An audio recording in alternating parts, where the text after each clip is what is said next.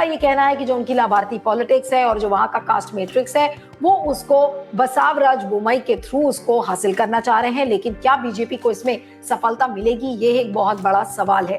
कई लोग तो ये भी, जिनसे मेरी फोन पर बातचीत होती है, वो ये कहते हैं कि इस बार तो ऐसा लग रहा है कि बीजेपी को बीएस येदियुरप्पा पीछे से, यानी कि बैकरूम मैनूवरिंग से बीजेपी को हराने का काम करेंगे।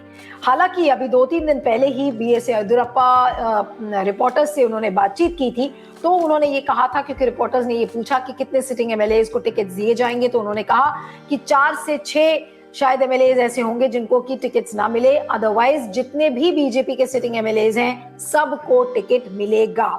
और साथ में उन्होंने ये भी कहा कि लोगों का जो भरोसा है वो बीजेपी में है।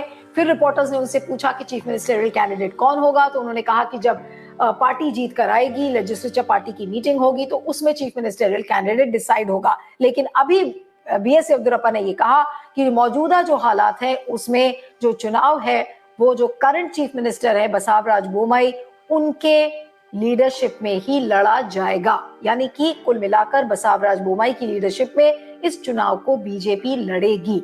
लेकिन जिस तरीके से डायनामिक्स चेंज हो रही हैं और बीएस येदियुरप्पा का एक इन्फ्लुएंशियल पोजीशन में ना होना, कर्नाटका की जनता को ये पता हो जाना कि अब बीएस येदियुरप्पा को ऑलमोस्ट पार्टी निष्क्रिय करना चाहती है, 80 साल के वो हो चुके हैं, वो चीफ मिनिस्टर नहीं बन सकते हैं, ऐसा अंदेशा पार्टी ने दिया है, तो ये चीज बीजेपी को महंगी पड़ेगी। और कर्नाटका की जनता भी जानती है कि अगर येदियुरप्पा नहीं रहेंगे तो फिर बसावराज बोम्मई के खिलाफ तो बहुत सारे भ्रष्टाचार के आरोप है। उनकी जो सरकार है उसको 40% कमीशन की सरकार कहा जाता है। अभी कुछ ही दिन पहले आपने देखा था कि जो बीजेपी के जो एमएलए हैं विरूपक्षा, उनके बेटे के घर से करोड़ों रुपए की बरामदगी हुई थी और उसमें बार बार यही कहा जा रहा था कि बीजेपी तो ये कहती है कि ना खाऊंगा ना खाने दूंगा।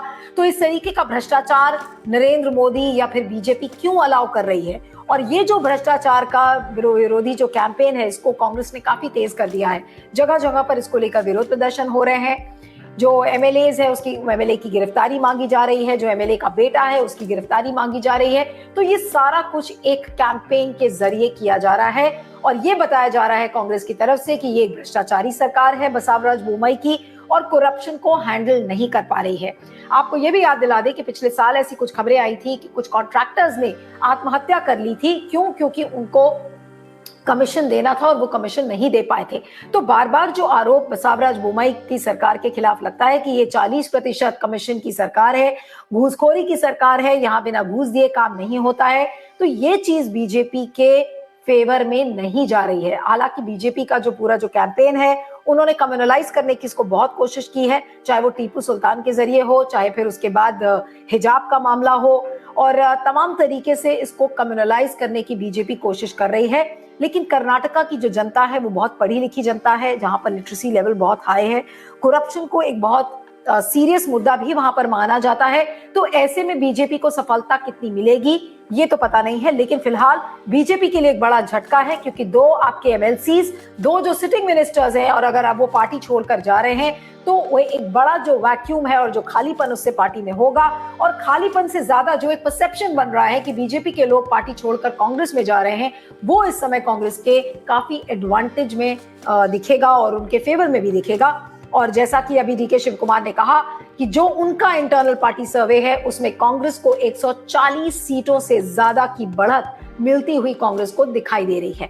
अब हमें यह भी नहीं भूलना चाहिए कि कांग्रेस के जो सर्वा है, यानी कि मल्लिकार्जुन खड़गे, वो खुद कर्नाटका से आते हैं।